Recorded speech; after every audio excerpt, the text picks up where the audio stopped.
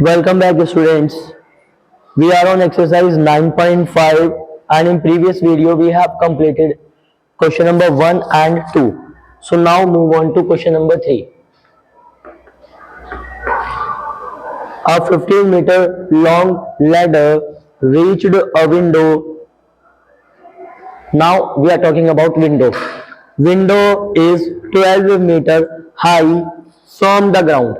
Window ground से 12 metre height पर है. सपोज ये ग्राउंड है और यहां पर है विंडो, तो वो 12 मीटर हाई है और अगेंस्ट अ वॉल, और जो लैडर है वो प्लेस की गई है against a wall like that. Say this is ladder जो इस वॉल के अगेंस्ट स्टैंड की गई है and the length of the ladder is 15 metre. जो लैडर की लेंथ है वो 15 मीटर है. So in this we are getting a right angle triangle. Name it A B C. The wall will stand at an angle of 90 degree with the ground. That's why BC is wall, AC is ground.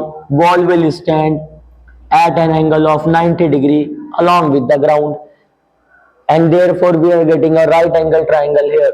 So triangle ABC is a right angle triangle in which ladder is represented by AB, which is 15 meter long.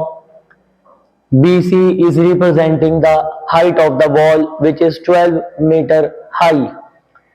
We have to find out the distance between the wall to the foot of the ladder. Ladder का top B point पर होगा, ladder का जो foot है वो A point पर होगा. Ladder का फुट वॉल से कितना मीटर डिस्टेंस पर है, that we have to calculate. And now we are understanding it is a right angle triangle in which two sides are given to you and we have to find out the third side. So we will apply Pythagoras theorem here. So in right angled triangle, in right angled triangle, now name the triangle ABC or triangle ACB, whatever you want. Triangle, symbol of triangle ABC. अब हमने triangle तो consider कर लिया है. अब हम लिखेंगे कि हम करने क्या जाने वाले हैं. इस ट्राइंगल में हम करने वाले हैं Pythagoras theorem apply in this triangle bye Pythagoras theorem.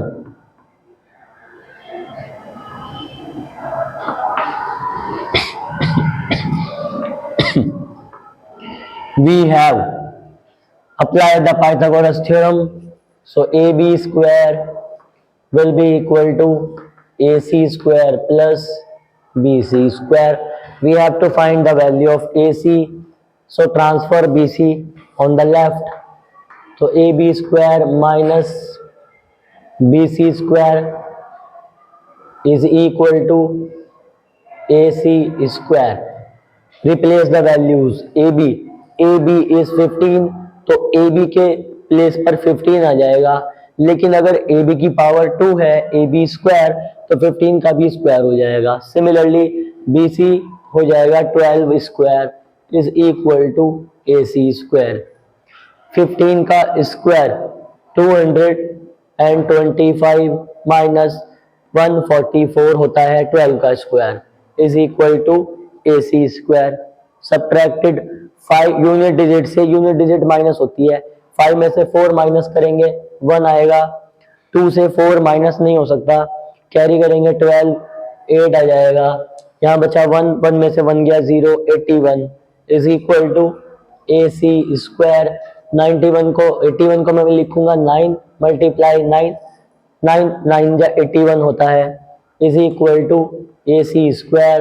It can be written as 9 square equal to AC square. अगर पावर्स इक्वल होती हैं तो बेस भी इक्वल हो जाते हैं. In the chapter powers and exponents you have studied. So we can say this implies AC is equal to 9 units are given in meter, so you have to write here meter answer.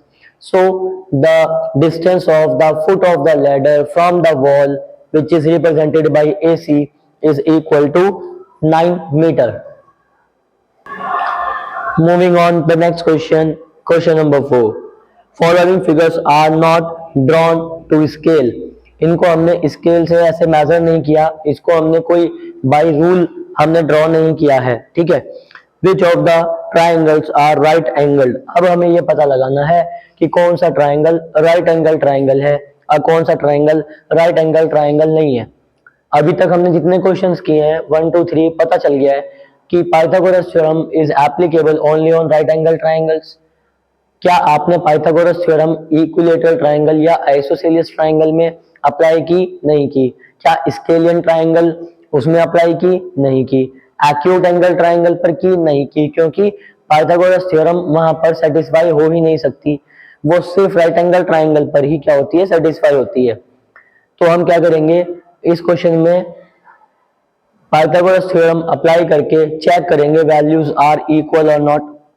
अगर values equal आएंगी तो वो हो जाएगा एक right angle triangle, value equal नहीं आएंगी, left hand side is not equal to right hand side, तो वो राइट एंगल ट्राइंगल नहीं होगा। फर्स्ट पार्ट करते हैं।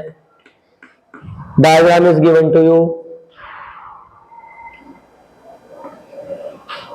7 सेंटीमीटर, 4 सेंटीमीटर, 5 सेंटीमीटर और triangle is P Q R. देखो triangle P Q R right angle triangle होगा या राइट एंगल ट्राइंगल नहीं होगा, हम उसमें पाइथागोरस थ्योरम अप्लाई करके चेक करेंगे। पाइथागोरस थ्योरम में हाइपोटेन्यूस स्क्वायर इक्वल होता है base square plus perpendicular square. और मैंने ये नोट लिख कराया था आपको प्रीवियस वीडियो में कि जो सबसे लॉन्ग बड़ी साइड होती है ट्राइंगल की, सबसे बड़ी साइड होती है वो उसका हाइपोटेनियस होता है। बेस और परपेंडिकुलर के साथ कोई इशू नहीं है, किसी को भी बेस किसी को भी परपेंडिकुलर एज्यूम कर सकते हो। तो सबसे बड़ी साइड 7 सेंटीमीटर है। मैं इस ट्राइंगल में अप्लाई करने वाला हूं Pythagoras theorem. So bye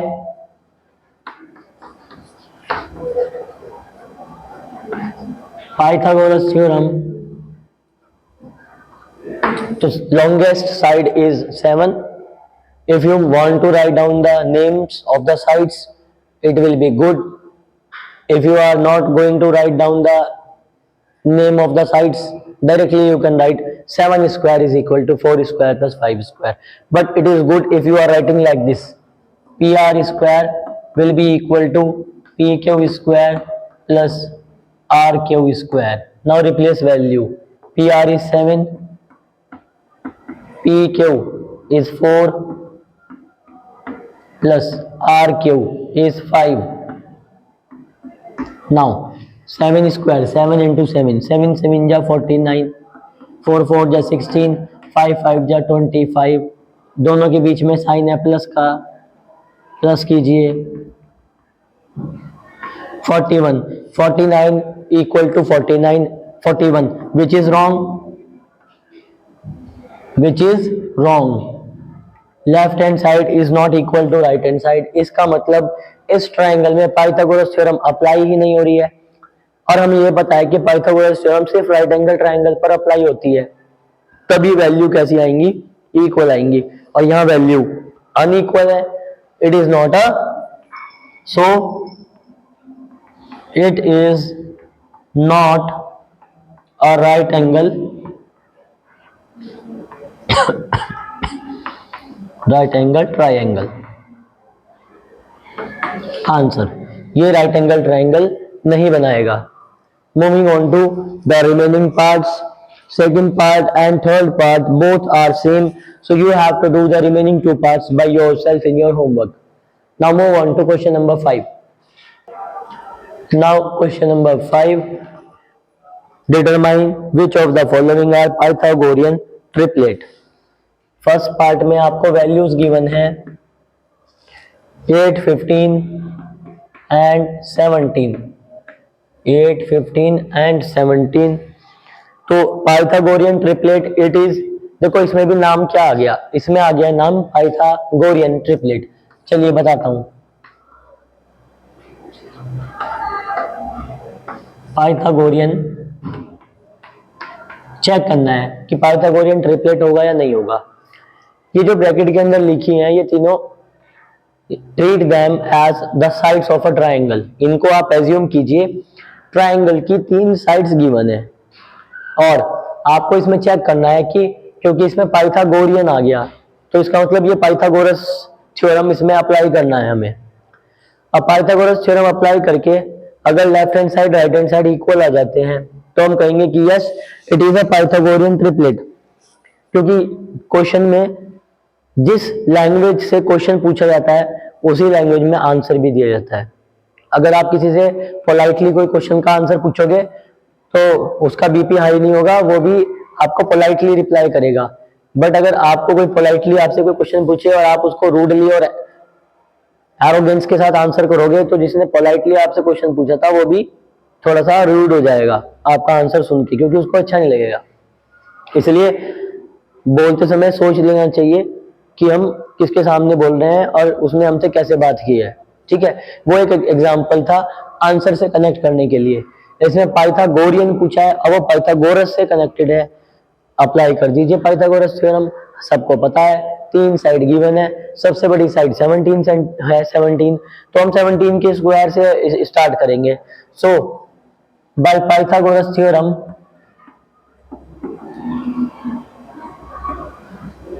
by Pythagoras theorem 17 square is equal to 8 square plus 15 square। चाहे पहले 15 और बाद में 8 लिख लो, वहां कोई इफेक्ट नहीं होगा, बट यहाँ 17 ही आना चाहिए। ठीक है, 17 इंटू 17 बताइए, it is 289 is equal to 8 8 64, 15 का स्क्वायर होता है 225। It is just like previous question, question number 4 first part हमने किया है इसी वीडियो में, वो भी हमने सेम ऐसे ही किया है। 289 is equal to 5 plus 4 9, 6 plus 2 8, 2 289 is equal to 289 which is true, which is true. So this is a Pythagorean triplet. So 8, 15, 17 is a Pythagorean triplet. A Pythagorean triplet, and this is your answer. The remaining second, third, fourth, fifth and sixth part you have to solve by yourself in your homework. Now move on to question number 6. Next question is question number 6. Find K. Find K if the following are Pythagorean triplet. First part, values are given 8, 15 and K. अब आपको क्या given है और क्या find करना है? आपको given है कि ये पाइथागोरियन ट्रिपलेट है। प्रीवियस क्वेश्चन में हम चेक कर रहे थे कि वो पाइथागोरियन ट्रिपलेट होगा या नहीं होगा। इस क्वेश्चन में पाइथागोरियन ट्रिपलेट है तो चाहे चेक करना है या पाइथागोरियन ट्रिपलेट गिवन हो, आपका एक ही काम है, आपको पाइथागोरस थ्योरम अप्लाई करनी है। और अब एक बताता हूं प्रॉपर्टी। देखो आपके माइंड में एक कंफ्यूजन आएगा यहाँ पर, वो कंफ्यूजन ये होगा कि तीसरी साइड तो K है, हमें क्या पता इन तीनों में बड़ी साइड कौन सी है। तो पाइथागोरियन ट्रिपलेट जो होता है वो असेंडिंग ऑर्डर में लिखते हैं, हम किसी ट्रायंगल की साइड्स को असेंडिंग ऑर्डर में लिखते हैं जब हम डिफाइन करते हैं क्या, पाइथागोरियन ट्रिपलेट। तो 8 इज स्मॉलर देन 15 और 15 will smaller than K। Ascending order यही होता है, पहले सबसे छोटा नंबर, फिर उससे बड़ा नंबर और फिर सबसे बड़ा नंबर। भले ही हमें K की वैल्यू नहीं पता, बट हमें ये पता है कि जब हम K की वैल्यू फाइंड करेंगे तो वो 15 से भी बड़ी आएगी। चेक कर लेते हैं। So bye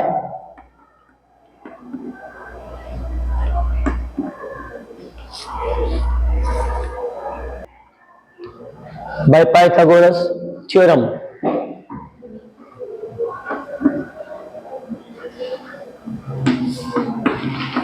k square is equal to 8 square plus 15 square 64 plus 225 5 plus 4 9 6 plus 2 8। अभी हमने प्रीवियस क्वेश्चन में देखा था 17 into 17 square, so k will be equal to 17 answer। So like this way you can find the value of k in the remaining parts of question number 6। So that's all for today in this session. Thank you and have a nice day।